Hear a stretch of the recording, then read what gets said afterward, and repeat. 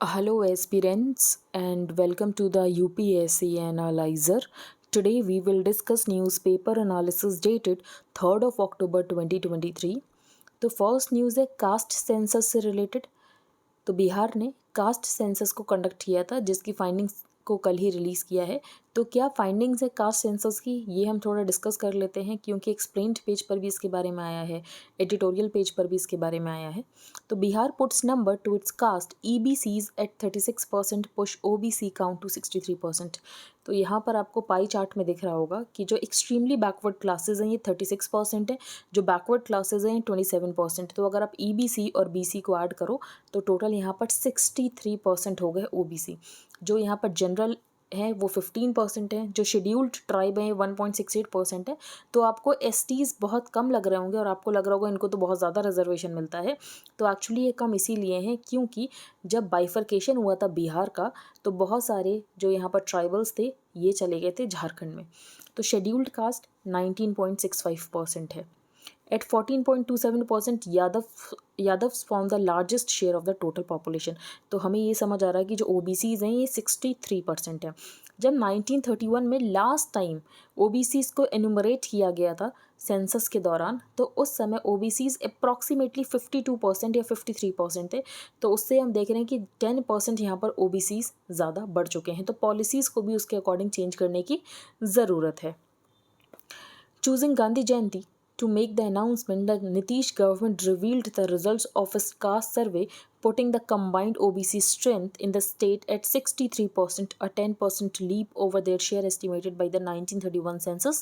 Last time जब caste enumeration किया गया था तो उस समय OBCs थे अप्रॉक्सीमेटली 50 to 53%, अभी यहाँ पर 10% इंक्रीज़ हो गए हैं।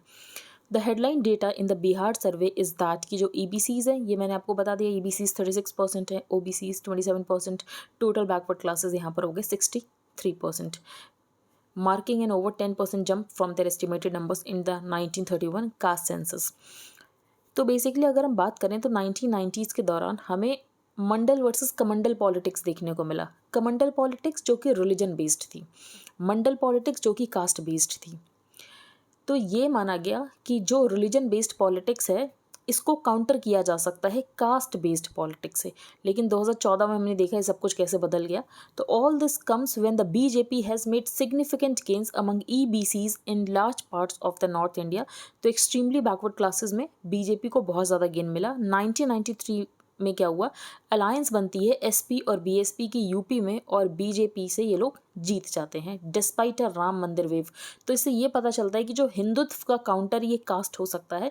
तो कास्ट बेस्ड पॉलिटिक्स होती है जो कि यहाँ पर बताया गया है।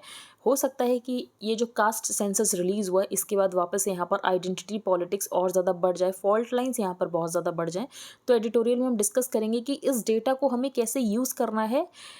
कास्ट में जो लोग पीछे रह गए हैं तो उनको थोड़ा प्रिविलेज प्रोवाइड करके कि वो भी आगे बढ़ सकें, और अल्टीमेटली जो कास्ट बेस्ड रिजर्वेशन है ये हमें ख़त्म करना है, ना कि इसको हमें बढ़ाते रहना है।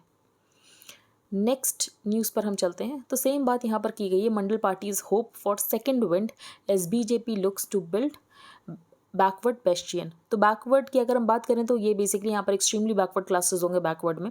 तो less than 9 months to the general elections, जो बिहार के कास्ट सर्वे के यहाँ पर रिलीज़ किया गया है। तो यहाँ पर हम देख रहे हैं कि कास्ट एक इंपॉर्टेंट फैक्टर होने वाला है पॉलिटिकल एम्पावरमेंट का और रिप्रेजेंटेशन का अक्रॉस द पॉलिटिकल डिवाइड। अब हम चलते हैं आगे। यहाँ पर कोई इंपॉर्टेंट न्यूज़ नहीं है, वही है जो कि हम डिस्कस कर चुके हैं। Dengue cases in Gurgaon breach 200 mark. हमें यहाँ पर कुछ डिस्कस नहीं करना डेंगू के बारे में, सिर्फ एक पॉइंट डिस्कस करना है कि यहाँ पर एक स्ट्रेन है डेंगू का जो कि है DEN-V2 स्ट्रेन। ठीक है, बस ये आपको थोड़ा नाम पता होना चाहिए, इसको D2 स्ट्रेन भी कह रहे हैं। Next, will weather aid in capitals pollution fight like last year, unlikely से एक्सपर्ट्स। तो बहुत टाइम पहले मीन्स में क्वेश्चन आया था कि जो दिल्ली में पोल्यूशन इसका रीज़न क्या है। तो इसका एक रीज़न जो है वो एक्चुअली ला नीना या एल नीनो भी होता है। अगर ला नीना वाला टाइम होता है तो दिल्ली में पोल्यूशन आपको कम मिलेगा। उसका रीज़न क्या है कि जो विंड है वो बहुत ज़्यादा तेज़ बहती हैं, जिसकी वजह से जो पर्टिकुलेट मैटर्स हैं वो एक जगह एक्यूमुलेट नहीं होते हैं और वो डिस्पर्स हो जाते हैं, जिसकी वजह से आपको पोल्यूशन उतना ज़्यादा नहीं दिखता है। अगर हम इस साल की बात करें तो इस साल यहाँ पर एल नीनो कंडीशंस हैं, तो उतनी ज़्यादा हमें हवा देखने को नहीं मिलेगी, जिसकी वजह से पोल्यूशन ज़्यादा हो सकता है। लेकिन लास्ट ईयर हमें कम पोल्यूशन देखने को मिला था क्योंकि ला नीना कंडीशंस थी। Last year, due to La Nina conditions, winds in the northern part of India were faster while it was calmer over the southern western part of the country, जिसकी वजह से मुंबई में हमें बहुत ज़्यादा पोल्यूशन देखने को मिला था। अगर आपको याद होगा, जब हमने लास्ट ईयर न्यूज़पेपर रीड किया था तो उसमें हम बहुत बार ये न्यूज़ पढ़ रहे थे कि मुंबई, महाराष्ट्र, यहाँ पर बहुत ज़्यादा पोल्यूशन देखने को मिला। एक्चुअली दिल्ली से भी ज़्यादा पोल्यूशन देखने को मिला था। तो रीज़न क्या थी? ला नीना कंडीशंस, जिसकी वजह से अगर हम बात करें महाराष्ट्र वाले एरिया में, तो जो विंड है वो बहुत काम थी और विंड उतनी ज़्यादा नहीं बह रही थी। लेकिन जो नदन पार्ट था वहाँ पर विंड की स्पीड बहुत तेज़ थी, जिसकी वजह से जो पार्टिकल्स हैं वो एक जगह स्टे नहीं कर रहे थे। तो this year festivals are also around the time when it is colder. अगर हम लास्ट ईयर बात करें तो दिवाली अक्टूबर में थी, इस बार दिवाली भी नवंबर में आई थिंक। तो इसलिए ज़्यादा रीजंस हैं कि दिल्ली में बहुत ज़्यादा पोल्यूशन रहेगा इस साल। तो इसीलिए स्टेप्स को लेने की ज़रूरत है, जो कि दिल्ली गवर्नमेंट ने स्टेप्स को प्लान भी किया है कि क्या करने की ज़रूरत है पोल्यूशन को कंट्रोल करने के लिए। तो ला नीना क्या होता है? La Nina refers to abnormally cool sea surface temperatures in the equatorial Pacific Ocean. और एल नीनो में क्या होता है कि वार्मर वाटर्स हो जाते हैं। तो बेसिकली ये आपने ज्योग्राफी में सब पढ़ा होगा कि ला नीना क्या होता है, एल नीनो क्या होता है, maiden-Julian oscillation, Indian ocean dipole. अगर नहीं पढ़ा है तो पढ़ लेना, बेसिक टॉपिक्स होते हैं। डेली रात को 10:30 बजे डाउट सेशन होता है। तो अगर आपको डाउट सेशन अटेंड करना है या आपके कोई भी डाउट्स हैं तो आप पूछ सकते हो। उसके लिए आपको टेलीग्राम चैनल को ज्वाइन करना पड़ेगा। नेक्स्ट हम चलते हैं आगे। यहाँ पर कोई इंपॉर्टेंट न्यूज़ नहीं है। Pending in Supreme Court question on survey और census issues relating to privacy. तो ये जो बिहार में कास्ट सर्वे हुआ है, इसको लेकर यहाँ पर पिटीशंस डाली गई थी सुप्रीम कोर्ट में कि यहाँ पर कोई स्टेट गवर्नमेंट कैसे करा सकती है, क्योंकि जो सेंसस है ये तो सिर्फ यूनियन गवर्नमेंट करा सकती है। तो बिहार गवर्नमेंट का ये कहना था ये कोई सेंसस नहीं है, ये सर्वे है। फिर ये कहा गया कि ये सर्वे के गार्ब में सेंसस कराया जा रहा है। तो ये सारी बातें बेकार की हैं। हमें क्या याद रखना है कि 2017 में प्राइवेसी केस का जजमेंट आता है, जो कि था K S Puttaswamy versus union of India, जिसमें ये कहा जाता है कि राइट टू प्राइवेसी एक फंडामेंटल राइट है और प्राइवेसी को वायलेट नहीं किया जा सकता है unless backed by any law. तो यहाँ पर वही बात मेंशन है 2017 का privacy case K S Puttaswamy, wherein it was held that state can't encroach on the privacy of individuals without a law to back it. Bihar data can reopen debate on SC's 50% quota ceiling in 1992। तो अगर हम बात करें 1992 में Indira Sahni judgement आता है, जिसमें ये कहा जाता है कि जो रिजर्वेशन की लिमिट है ये 50% सीलिंग रहेगी। 50% से ज़्यादा यहाँ पर रिजर्वेशन नहीं हो सकता। लेकिन ये रिजर्वेशन की लिमिट ब्रीच हो चुकी है जब EWS को रिजर्वेशन दिया गया था और इसको जनहित अभियान केस में अपहोल्ड भी किया गया था, जो 10% EWS कोटा दिया गया था। तो इंदिरा साहनी जजमेंट में जो 27% रिजर्वेशन दिया गया था सोशली और इकोनॉमिकली बैकवर्ड क्लासेस को, तो इसको यहाँ पर अपहेल्ड तो किया गया सोशली और एजुकेशनली बैकवर्ड क्लासेस को। लेकिन ये कहा गया कि 50% से ज़्यादा यहाँ पर रिजर्वेशन नहीं होना चाहिए। It set social and educational backwardness as the criteria, और यहाँ पर इकोनॉमिक क्राइटेरिया के बेसिस पर रिजर्वेशन नहीं दिया जा सकता, ये भी कहा गया था उस जजमेंट में। लेकिन बाद में हमने देखा कि EWS को यहाँ पर इकोनॉमिक क्राइटेरिया के बेसिस पर दिया गया रिजर्वेशन। फिर क्या होता है, 76 कॉन्स्टिट्यूशन अमेंडमेंट होता है, जिसमें तमिलनाडु में रिजर्वेशन प्रोवाइड किया जाता है। तमिलनाडु में एक्चुअली यहाँ पर 50% से बहुत ज़्यादा रिजर्वेशन है, अराउंड 69% रिजर्वेशन है। तो ये तो 50% लिमिट को ब्रीच कर रहा है। तो अभी तक इसको अनकॉन्स्टिट्यूशनल क्यों नहीं डिक्लेयर किया? तो इसका रीज़न ये है कि इसको 9th शेड्यूल में डाल दिया गया था, और जो तमिलनाडु का रिजर्वेशन है 9th शेड्यूल में, जिसकी वजह से इसको कभी भी चेक ही नहीं किया गया क्या ये फंडामेंटल राइट्स को वायलेट तो नहीं करता है, क्योंकि 9th शेड्यूल में जो भी लॉज होते हैं ये एक्चुअली इम्यून हो जाते हैं फ्रॉम जुडिशियल रिव्यू। लेकिन ये पूरी तरीके से इम्यून नहीं होते हैं, क्योंकि अय्यर कोलो का जजमेंट आया था जिसमें ये कहा गया था कि judicial review is the basic feature of the constitution. तो ऐसा नहीं कि आप 9th शेड्यूल में कोई भी लॉ डालकर ये कह सकते हो कि इसका जुडिशियल रिव्यू नहीं हो सकता। तो अय्यर कोलो, ये भी आपको याद ही रखना है। तो 76th constitutional amendment in 1994 inserted the Tamil Nadu reservation law breaching the 50% limit. The Tamil Nadu backward classes schedule caste and schedule tribes, तो इनका रिजर्वेशन बहुत ज़्यादा है, लेकिन इनको 9th शेड्यूल में डाल दिया गया। 9th शेड्यूल बेसिकली एक सेफ हार्बर प्रोवाइड करता है from judicial review under article 31A of the constitution. तो जिन लॉज को 9th शेड्यूल में रखा गया है इनको चैलेंज नहीं किया जा सकता है for reasons of violating any fundamental right protected under the constitution. लेकिन ये जो 50% की लिमिट है ये तो ब्रीच हो ही चुकी है, और अगर हम देखें तो इकोनॉमिक बेसिस पर भी रिजर्वेशन दिया ही गया है। अब हम चलते हैं आगे। कनाडाज हॉलो मॉरल पॉलिटिक।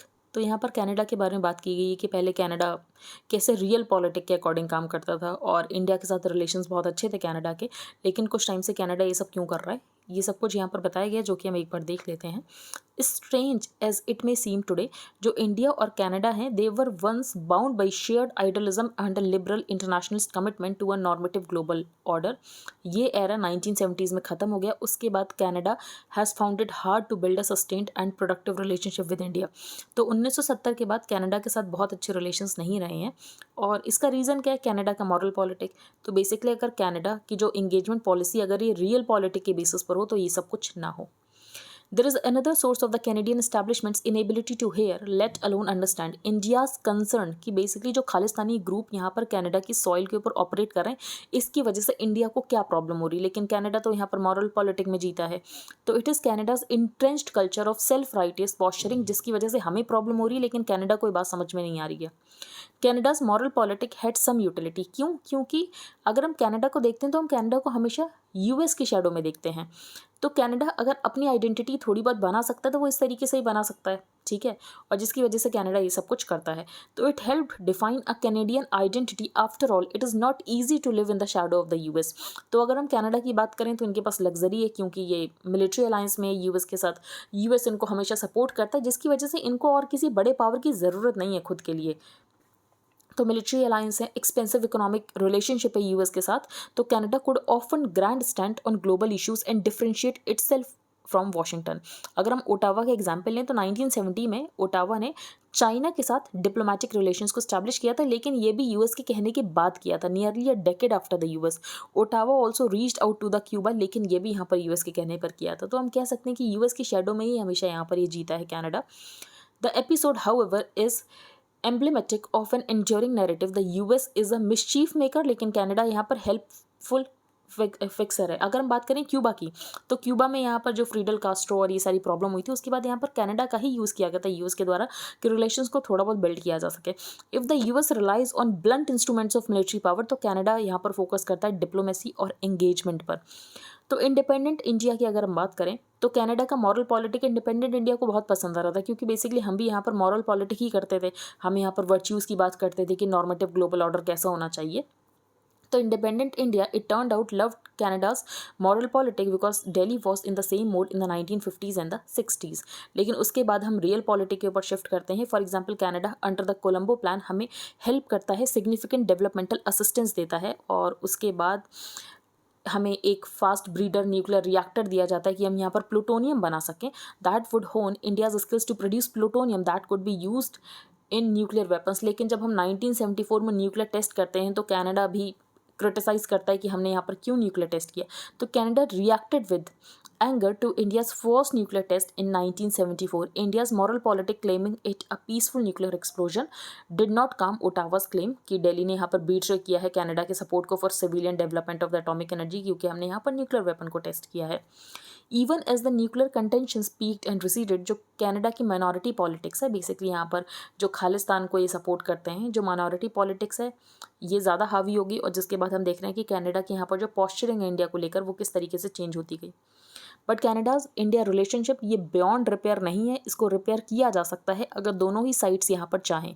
तो दिल्ली ने क्लैरिफाई कर दिया कि असैसिनेशन ऑफ द टेररिस्ट वो भी किसी और की धरती पर, ये हमारी पॉलिसी बिल्कुल नहीं है, and will cooperate with Ottawa, जो भी इनकी क्रेडिबल इंटेलिजेंस है। तो ये सब आपको पता होना चाहिए। आगे हम चलते हैं जस्टिस काउंट्स। तो इसमें ये कहा गया कि आपने कर लिया कास्ट सर्वे, ठीक है, फाइंडिंग्स भी आ गई, अब इसका यूज़ करो जो लोग पीछे हैं उनको आगे बढ़ाने के लिए, बेसिकली जो भी हिस्टोरिकल इनजस्टिसेस हुए हैं उनको रिमूव करने के लिए, ना कि कास्ट बेस्ड पॉलिटिक्स करने के लिए, ना कि आइडेंटिटी बेस्ड पॉलिटिक्स करने के लिए, ना कि फॉल्ट लाइंस को और ज़्यादा डीपन करने के लिए। The release of the cast survey data in Bihar is a much needed and long overdue step for the state politics and policy. तो अगर सामाजिक न्याय करना है, सोशल जस्टिस करना है, तो उसके लिए आपके पास डेटा होना चाहिए। अब आपके पास डेटा आ चुका है, अब डेटा के अकॉर्डिंग आप बनाओ पॉलिसीज। तो data can help fine tune efforts to address historically embedded backwardness and inequality. A wider political churning was touched off in the 1990s, जब इंप्लीमेंटेशन होता है मंडल कमीशन रिपोर्ट का, और उसके बाद यहाँ पर रिजर्वेशन दिया जाता है ओबीसीज को। तो counting caste numbers is a logical next step, और जिसको बहुत टाइम तक डिले किया गया, लेकिन बिहार ने एक्चुअली कर लिया है अभी caste census. The politics of the EBC may well receive a new fillip now in Bihar ahead of the general election 2024। तो यहाँ पर बात की जाएगी कि जो विमेन बिल है इसमें भी यहाँ पर कोटा विद इन सब कोटा विद इन कोटा होना चाहिए। तो quota within quota still hanging कि यहाँ पर अलग से ओबीसी को रिजर्वेशन मिलना चाहिए। अगर जस्टिस जी रोहिणी कमीशन, तो ये सब कैटेगराइजेशन ऑफ द ओबीसीज के लिए बनी थी और इसने अपनी रिपोर्ट को सबमिट कर दिया। तो justice G Rohini commission for the sub categorisation of the OBC under article 340। Modi government, तो मोदी गवर्नमेंट यहाँ पर एससीज के सब कैटेगराइजेशन की भी बात कर रही है। ऑपोजिशन अलायंस जिसका नाम इंडिया है is pushing for a country wide caste census, जो कि अभी तक तो नहीं हुआ है कंट्री वाइड कास्ट सेंसस, क्योंकि जो मेजॉरिटी रूलिंग पार्टी है उसने अभी इसके पक्ष में नहीं बोला है कि हम यहाँ पर कंट्री वाइड कास्ट सेंसस कराने वाले हैं। द चैलेंज क्या है गोइंग अहेड कि आपको यहाँ पर फॉल्ट लाइंस को डीपन नहीं करना है, आपको यहाँ पर पोलराइजेशन नहीं करना है। It should not lead to the splintering and shrinking of the very notion of representation, और आइडेंटिटी बेस्ड पॉलिटिक्स नहीं करनी है। एजुकेशन और टेक्नोलॉजी इक्वलाइजिंग फोर्सेज है, तो आपको ये कोशिश करनी कि हर कास्ट तक की एजुकेशन और टेक्नोलॉजी पहुंच सके। Caste based affirmative action fine tuned with the help of the caste numbers, जिसकी वजह से यहाँ पर सारे ही लोग आगे बढ़ सकें और हम कास्ट आइडेंटिटी से ऊपर बढ़ सकें, ये ऑथर ने बताया है। बैड एयर प्लान, तो दिल्ली में पोल्यूशन है तो उसके लिए हमें पहले से प्रिपेयर रहना चाहिए, हमें पूरा प्लान बना लेना चाहिए, जो कि हम पहले डिस्कस कर चुके हैं और फिर से डिस्कस नहीं करेंगे। An argument driven by fear, तो संडे के एडिटोरियल पेज पर राहुल गांधी ने एक आर्टिकल लिखा था सनातन धर्म के बारे में, जो कि हम बिल्कुल डिस्कस नहीं किया था हमने वो आर्टिकल भी, और उसको लेकर एक और आर्टिकल लिखा गया है, ये भी हमने डिस्कस करेंगे। नेक्स्ट हम चलते हैं आगे, a plan for the winter crop, ये हम डिस्कस करेंगे। तो Indian monsoon has ended with a 5.6% deficit, तो बेसिकली हम देख रहे हैं कि जो इंडियन मानसून है उसमें डेफिसिट रहा है। डेफिसिट के बाद भी जो हमारी क्रॉप्स थी ये वाटर गजलिंग क्रॉप्स थी, जैसे कि शुगर, राइस, तो शुगर केन, राइस, ये ऑथर ने बताया सबसे पहले कि पैडी और शुगर केन में जो एरिया प्लांट किया गया था ये एक्चुअली पैडी में 1.9% ज़्यादा था और शुगर केन में 7.64% था। दूसरी तरफ अगर हम यहाँ पर पल्सेस की बात करें तो पल्सेस का एरिया यहाँ पर सिग्निफिकेंटली कम था by 4.2%, specially arhar which has seen a 4.9% fall in the cultivated area. तो हम देख सकते हैं कि हमें अरहर स्पेशली जो तुअर दाल है उसमें हमें इन्फ्लेशन देखने को मिलेगा। इन्फ्लेशन अभी भी बहुत ज़्यादा चल रहा है, इसमें 32% चल रहा है और प्रोडक्शन भी कम हुई है तो इन्फ्लेशन और ज़्यादा मिलेगा। तो इन्फ्लेशन तभी कंट्रोल किया जा सकता है अगर हम मिलियन टन्स को इंपोर्ट करें from African countries and Myanmar. तो आपको लग रहा होगा कि जब पल्सेस में हमें यहाँ पर इन्फ्लेशन देखने को मिल रहा है तो एक्चुअली यहाँ पर शुगर केन और पैडी को क्यों ग्रो किया जा रहा है। तो यही ऑथर का भी क्वेश्चन है कि हमारी पॉलिसीज इस तरीके की हैं कि हम गलत क्रॉप्स को सपोर्ट करते हैं। In Delhi as we brace for smoke from the stubble burning, तो हम अगर पैडी से अगर हम प्रॉब्लम देखें तो दूसरी प्रॉब्लम दिल्ली में एयर पोल्यूशन की भी रहती है कि जो स्टबल बर्निंग होती है इसकी वजह से यहाँ पर बहुत ज़्यादा पोल्यूशन हो जाता है। अब ये टाइम आ चुका है राबी क्रॉप का, अक्टूबर नवंबर। तो राबी क्रॉप की अगर हम बात करें तो वीट एक बहुत इंपॉर्टेंट राबी क्रॉप है, लेकिन ये ससेप्टेबल है टू हीट वेव, क्योंकि जब ये ग्रेन फिलिंग फेज़ होता है उस समय ही बहुत ज़्यादा हीट वेव चल रही होती है। जैसे कि अगर हम बात करें तो लास्ट ईयर फरवरी में ही बहुत ज़्यादा हीट वेव थी, जिसकी वजह से जो ग्रेन फिलिंग फेज़ था वो उतने अच्छे से ग्रेन फिलिंग नहीं हो पाई, जिसकी वजह से ईल्ड यहाँ पर डाउन हो गई। तो क्लाइमेट रेजिस्टेंट हीट वेव वाली हमें वैरायटी की ज़रूरत है, वीट वैराइटीज़, और ऐसी बहुत सारी वीट वैराइटीज़ बनी भी हैं। फॉर एग्जांपल यहाँ पर ऑथर ने ICAR की बात की है, तो ICAR ने 1800 ऐसी वैराइटीज़ को रिलीज़ किया है जो कि क्लाइमेट रेजिलिएंट हैं। Going by these assurances another record rabi crop is in the offing, तो अच्छी खासी राबी क्रॉप होगी। फिर यहाँ पर ऑथर ने ministry of agriculture and farmers welfare की बात की है कि ministry of agriculture and farmers welfare जो यहाँ पर मिनिस्ट्री है उसको मूव करने की ज़रूरत है from a production centric approach to a food systems approach.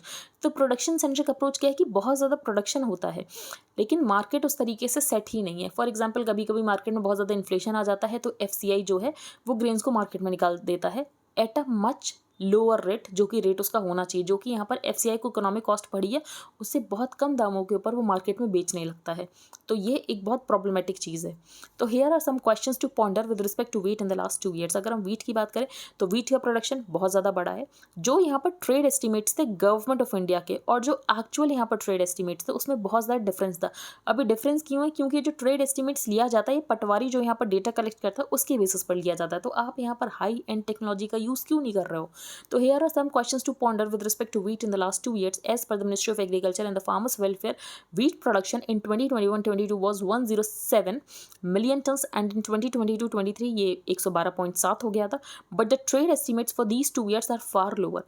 100 MT से कम था 2021-22 में, फिर 105 MT से कम था. तो इतना ज़्यादा ह्यूज गैप क्यों है गवर्नमेंट ऑफ इंडिया के एस्टिमेट में और ट्रेड एस्टिमेट में? तो ये सबसे पहली प्रॉब्लम कि सही से एस्टिमेट नहीं लगाए जा रहे हैं। दूसरी बात, जो वीट के प्राइसेस हैं उसमें डर लग रहा था कि कहीं इन्फ्लेशन ना हो जाए, जिसकी वजह से सरकार ने क्या किया, सरकार ने वीट के एक्सपोर्ट के ऊपर लगा दिया बैन। तो as a result retail prices of wheat came under pressure. Government of India put an export ban on wheat 2022 में, फियरिंग दैट कि रशिया यूक्रेन वॉर की वजह से यहाँ पर प्राइसेस को एस्केलेट हो सकता है। तो जब गवर्नमेंट ऑफ इंडिया ने बैन किया आटा एक्सपोर्ट्स, तो उसकी वजह से ये नहीं है कि इन्फ्लेशन कम हो गया, इन्फ्लेशन तो और बढ़ता गया। तो हमें पॉलिसी सर्टेनिटी रखनी है, पॉलिसी अनसर्टेनिटी नहीं होनी चाहिए कि थोड़ा भी प्राइस बढ़ा और आपने क्या किया, आपने यहाँ पर बैन कर दिया। The wholesale wheat prices in mandis are hovering around ₹2700 per quintal, लेकिन जो मिनिमम सपोर्ट प्राइस है ये है 2125 रुपये पर क्विंटल। एफसीआई ने अनलोड किया अपने स्टॉक्स को एट अ प्राइसेस जो कि बहुत कम है इकोनॉमिक कॉस्ट के कंपैरिजन में, फियरिंग दैट कि it would not be able to procure enough for the public distribution system. तो ऑथर का बेसिकली ये क्वेश्चन है कि अगर मार्केट में इन्फ्लेशन होता भी है तो आपको प्रॉब्लम क्यों है, क्योंकि आप इतने सारे लोगों को तो पीडीएस में देते हो ग्रेन, तो एटलीस्ट 67% पॉपुलेशन को तो आप कवर कर रहे हो ना। तो 800 मिलियन पीपल को ऑलरेडी फ्री मिलता है वीट और राइस अंडर द पीडीएस। तो आप किसको प्रोटेक्ट करने की कोशिश कर रहे हो? क्या आप यहाँ पर अर्बन मिडिल क्लास को प्रोटेक्ट करने की कोशिश कर रहे हो eight the cost of the farmers? क्योंकि अगर आप उनको सस्ते दामों में दे रहे हो तो एक्चुअली यहाँ पर फार्मर्स को नुकसान हो रहा है ना। तो urban middle class at the cost of the farmers, is that a rational policy to incentivise farmers की आप ज़्यादा प्रोड्यूस करो? The story is not very different in the case of rice. तो राइस में भी सेम यहाँ पर restrictions लगा दिए गए थे कि एक्सपोर्ट को बैन कर दिया गया था। फिर पार बॉइल्ड राइस के ऊपर यहाँ पर एक्सपोर्ट ड्यूटी लगा दी गई, मिनिमम एक्सपोर्ट प्राइस यहाँ पर लगा दिया गया। तो FCI's economic cost of rice is around ₹3700 per quintal, और यहाँ पर राइस को बेचा जा रहा था मार्केट में ₹3000 पर क्विंटल। तो ये सारी यहाँ पर प्रॉब्लम है। तो हमें फार्मर्स को इंसेंटिवाइज करना है, और इंसेंटिवाइज इस तरीके से नहीं होगा जिस तरीके से आप कर रहे हो। तो as we go further into the rabi season, we not only need better and more accurate estimates of production. तो ट्रेड एस्टिमेट्स और गवर्नमेंट ऑफ इंडिया के एस्टिमेट्स में बहुत डिफरेंस होता है। तो सबसे पहले तो ये एस्टिमेशन सही करने की ज़रूरत है। तो आप टेक्नोलॉजी का यूज़ कर सकते हो क्रॉप की प्रोग्रेस को मॉनिटर करने के लिए। We need to upgrade our patwari based production estimate to the one जो कि हाई टेक्नोलॉजी के ऊपर बेस्ड हो। दूसरी बात, overall my submission to the ministry of agriculture and the farmers welfare ये है कि आप ये अब्रप्ट एक्सपोर्ट बैन या स्टॉकिंग लिमिट मत लगाओ। These are not the best way forward. तो ये करने की जरूरत नहीं है। फार्मर्स को उनका ड्यू मिलना चाहिए। Only then India can emerge as a power house in agriculture. Next, कल भी हमने इस आर्टिकल के बारे में डिस्कस किया था, नारी शक्ति वंदन अधिनियम बिल। इसको हम वापस से डिस्कस नहीं करेंगे। अब हम चलते हैं आगे। WHO approves R21 malaria vaccine for use. तो आपको सिर्फ ये पता होना चाहिए R21 मैट्रिक्स एम, ये मलेरिया की वैक्सीन है जिसको कि यूनिवर्सिटी ऑफ ऑक्सफोर्ड ने बनाया है and serum institute of India ने। तो vaccine was developed by Jenner institute at Oxford university and serum institute of India, और इंडिया में इसकी प्रोडक्शन होने वाली है। बस इतना आपको पता होना चाहिए, R21 मैट्रिक्स एम। नेक्स्ट हम चलते हैं वर्ल्ड पेज पर। Kyiv brushes off US and Slovakia wobbles as EU leaders convene। तो क्या चल रहा है? तो स्लोवाकिया में अगर हम बात करें तो प्रो रशियन कैंडिडेट स्लोवाकिया में जीत गए हैं। तो एक ये कंसर्न है। दूसरा ये कंसर्न है कि यूएस में जो स्टॉप गेट बिल की बात की जा रही है उसमें ये कहा जा रहा है कि यूक्रेन की जो एड है ये हम बिल में इंक्लूड नहीं करेंगे, जो यूक्रेन को एड प्रोवाइड की जा रही है एक वॉर लड़ने के लिए। तो Kyiv brushed off the wobbles on both sides of the Atlantic, especially the prospect that the US congressional vote, which excluded aid to Ukraine from an emergency bill to prevent a government shutdown, represented a deeper change in the policy. China's lunar mission to carry payload from Pakistan. तो ये China का कौन सा ल्यूनार mission है? चेंगी 6 ल्यूनार mission है, जिसमें पाकिस्तान का भी एक पेलोड जाएगा, और ये कह रहे हैं कि हम फार साइड ऑफ द मून में जाएंगे। तो फार साइड ऑफ द मून में एटकिन बेसन है। तो ये आपको पता होना चाहिए, एटकिन बेसन है far side of the moon में, one of the 3 major lunar landforms, making it of scientific value. ठीक है, अब हम चलते हैं आगे। SEBI extends deadline for listed companies to confirm और डिनाई मार्केट रूमर्स। तो कभी आप कॉर्पोरेट गवर्नेंस के बारे में लिख रहे हो तो ये पॉइंट मेंशन कर सकते हो। तो बेसिकली सेबी ने यहाँ पर एक डेडलाइन बता दी है कि जो भी लिस्टेड कंपनीज है, टॉप 250 लिस्टेड फर्म्स, तो कोई भी रूमर आता है मार्केट में उनकी कंपनी के बारे में मीडिया में, तो उनको 24 घंटे में या तो कंफर्म करना है या तो डिनाई करना है। ये नहीं कि रूमर चल रहा है और वो कुछ भी नहीं कह रहे हैं। Edible oil firms suffer big losses, import surge, sales fall by 8% on year. तो यहाँ पर एडिबल ऑयल की बात की गई है। तो एडिबल ऑयल को बहुत ज़्यादा इंपोर्ट किया गया, जिसकी वजह से जो डोमेस्टिक एडिबल ऑयल मैन्युफैक्चरर्स हैं उनको बहुत ज़्यादा नुकसान हो रहा है। तो अगर हमें एडिबल ऑयल की प्रोडक्शन बढ़ानी है और मलेशिया से जो हम इंपोर्ट करते हैं और हमें अपने इंपोर्ट को कम करना है, तो उसका रीज़न यही हो सकता है कि हमें जो डोमेस्टिक मैन्युफैक्चरर्स उनको पुश देना पड़ेगा। लेकिन अगर आप इस तरीके से इंपोर्ट करोगे कि कंज्यूमर को सस्ते में मिल पाए, लेकिन यहाँ पर जो एडिबल ऑयल मैन्युफैक्चरर्स उनको नुकसान हो जाए, तो हम बेसिकली एडिबल ऑयल में हमेशा डिपेंडेंट ही रहेंगे। They help protect the world from the corona virus. ये इंपॉर्टेंट आर्टिकल है। तो कोविड की वैक्सीन की अगर हम बात करें तो mRNA वैक्सीन जो बनाई गई थी by the Pfizer and the AstraZeneca, तो ये जो वैक्सीन बनी थी ये सिर्फ 1 साल के अंदर बन गई। तो ये जो mRNA वैक्सीन बनी थी ये पहली वैक्सीन बनी थी जो कि mRNA मेथड के ऊपर बनी थी। ये जो mRNA मेथड है ये किसने बनाया था? तो जिसने इस मेथड को बताया था कि ये ह्यूमंस के लिए इन्फ्लामेटरी नहीं है और ये ह्यूमंस के लिए सही है, उनको ही मिला है नोबेल प्राइज़ इन फिजियोलॉजी और मेडिसिन। तो ये उनके नाम है, एक है कैटलन करीको एंड दूसरे हैं ड्रू वीजमैन। तो बस थोड़ा बहुत आपको नाम पता होने चाहिए, नाम तो कोई नहीं पूछेगा। एक बार हम वैक्सीन देख लेते हैं कि किस किस टाइप की वैक्सीन होती है। वैसे ये क्वेश्चन भी I think last year mains में आ चुका है, तो ये क्वेश्चन भी नहीं आने वाला है कि वैक्सीन किस तरीके से होती हैं। तो कोविड-19 saw the fastest ever development of vaccines. तो डेवलपमेंट टाइम वैक्सीन के लिए ऑलमोस्ट 1 डेकेड तो लगता है, लेकिन जो कोविड की वैक्सीन है ये 1 साल के अंदर बन गई। तो उसका रीज़न एक ये भी है कि हमारे पास एक नोवेल टेक्नोलॉजी थी जो कि थी mRNA messenger ribonucleic acid technology, जो कि इससे पहले कभी भी ह्यूमंस के लिए अप्रूव की ही नहीं गई थी। लेकिन कोविड-19 में जो पहली 2 वैक्सीन बनाई गई by the US pharmaceutical companies Pfizer and Moderna, उन्होंने mRNA को ही यूज़ किया था। तो अगर हम mRNA की बात करें तो mRNA एक्चुअली काम कैसे करता है? जैसे कि आपने सुना होगा कि वैक्सीन्स में एक्चुअली क्या होता है कि डेड पैथोजन को डाला जाता है और जिसकी वजह से यहाँ पर बॉडी उसको आइडेंटिफाई करती है, फिर उसको लेकर एंटीबॉडीज़ को जनरेट करती है, जिसकी वजह से जब भी यहाँ पर रियल इन्फेक्शन आए तो बॉडी पहले से प्रिपेयर्ड रहे उसको फाइट करने के लिए। लेकिन mRNA में एक्चुअली यहाँ पर डेड पैथोजन या लाइव अटेन्यूएटेड पैथोजन नहीं डाला जाता है। तो mRNA में क्या किया जाता है, एक जेनेटिक कोड होता है जो कि प्रोटीन्स को नज करता है कि आपको यहाँ पर एंटीबॉडी बनानी है फॉर दिस पर्टिकुलर पैथोजन। तो यहाँ पर कोई डेड पैथोजन नहीं डाला जाता है, कोई लाइव पैथोजन नहीं डाला जाता है, बल्कि यहाँ पर जेनेटिक कोड कैरी करती हैं mRNA वैक्सीन, जो कि प्रोटीन्स को नज करती हैं कि आपको ये पर्टिकुलर एंटीबॉडीज़ को बनाना है। तो कोविड-19 वैक्सीन फॉर एग्जाम्पल उन्होंने यूज़ किया था codes for the spike protein जो कि SARS-CoV-2 के द्वारा यूज़ किया जाता है to enter the body once injected. तो vaccine uses the body's own protein manufacturing centre की इन वायरल प्रोटीन्स को बनाया जाए, जिसकी वजह से यहाँ पर बॉडी में एंटीबॉडीज जनरेट होंगी। A solution found. तो प्रॉब्लम क्या थी बेसिकली कि ये देखा गया कि जब भी यहाँ पर mRNA मॉलिक्यूल्स का यूज़ किया जा रहा था तो बहुत ज़्यादा इन्फ्लामेटरी रिस्पॉन्सेज आ रहे थे। अब इन्फ्लामेटरी रिस्पॉन्स इसीलिए हो रहा था क्योंकि जो बॉडी है वो mRNA मॉलिक्यूल को एक फॉरेन सब्सटेंस की तरह देख रही थी। तो Kariko and Weissman realized that the immune system recognized laboratory developed mRNA molecules as foreign substance। तो ये बात समझ आ गई कि हमें लेबोरेटरी से तो नहीं डेवलप करना है mRNA मॉलिक्यूल्स, जिसकी वजह से एनिमल सेल स्ट्रक्चर को यूज़ किया गया। जब एनिमल सेल स्ट्रक्चर से mRNA मॉलिक्यूल्स को डराइव किया गया तो ये देखा गया तब यहाँ पर इन्फ्लामेटरी रिस्पॉन्स नहीं आ रहे हैं। To tackle the inflammatory response ये देखा गया कि यहाँ पर अगर हम एनिमल सेल स्ट्रक्चर को यूज़ करेंगे तो हमें ये इन्फ्लामेटरी रिस्पॉन्स नहीं मिलेंगे। Vaccines before the pandemic. तो इससे पहले यहाँ पर बहुत टाइप की वैक्सीन्स होती हैं, जैसे कि जिसमें लाइव पैथोजन का यूज़ किया जाता है, लाइव अटेन्यूएटेड वैक्सीन्स होती हैं जो कि weekend version of the pathogen को यूज़ करते हैं, जैसे कि पोलियो वैक्सीन में यूज़ किया जाता है। इसके अलावा किल्ड पैथोजन का भी यूज़ किया जाता है जो कि रेबीज़ वैक्सीन में किया जाता है। With the progress of the molecular biology क्या किया जाता है कि यहाँ पर जो दूसरे वायरसेस होते हैं उनके साथ भी अटैच कर दिया जाता है, जैसे कि अडीनो वायरस के साथ अटैच किया गया था। जो कोविशील्ड है वो एक्चुअली अडीनो वायरस से ही अटैच करके बनी है, तो इनको वेक्टर वैक्सीन बोलते हैं। तो with the progress of the molecular biology and techniques to edit genetic codes, vaccines using small non lethal parts of the pathogen have been developed. इनको बोलते हैं subunit vaccines. Some vaccines also encode these non lethal parts to another pathogen, जो कि carry और distribute करते हैं throughout the body. एक example इसका हो सकता है एस्ट्राजेनेका वैक्सीन जो कि इंडिया में अवेलेबल थी कोविशील्ड के नाम से, which used parts of the कोविड-19 वायरस जो कि अटैच थे टू द अडीनो वायरस। तो अगर किसी और वायरस के साथ इसको अटैच करते हैं तो इसको बोलते हैं vector vaccine. Why new vaccines work. अब ये नई वैक्सीन्स ने कैसे काम किया, तो चैलेंज ये था कि हमें एनिमल सेल कल्चर की ज़रूरत थी। तो in addition to the research by Kariko and Weissman in solving the issues of the inflammatory response, इन्होंने ये बोला कि अगर हम एफिशिएंट फेट मॉलिक्यूल शेल्स का यूज़ करेंगे तो एक्चुअली हमें एनिमल सेल स्ट्रक्चर की ज़रूरत नहीं पड़ेगी, और जिसकी वजह से यहाँ पर फेट मॉलिक्यूल शेल्स का यूज़ किया गया। तो ये आपको पता होना चाहिए mRNA वैक्सीन क्या होती हैं। 4 टेकअवेज फ्रॉम बिहार सर्वे हम देख चुके हैं, फिर से नहीं देखेंगे। तो आई होप आपको सब कुछ क्लियर हो गया हो। अगर आपको इंडियन एक्सप्रेस का हाईलाइटेड न्यूज़पेपर चाहिए plus notes related to every topic, आपको सारे स्टैटिक नोट्स मिलेंगे। फॉर एग्जांपल अगर हम कास्ट सेंसस के बारे में डिस्कस करें तो हम सारे जजमेंट्स डिस्कस करेंगे रिलेटेड टू द रिजर्वेशन।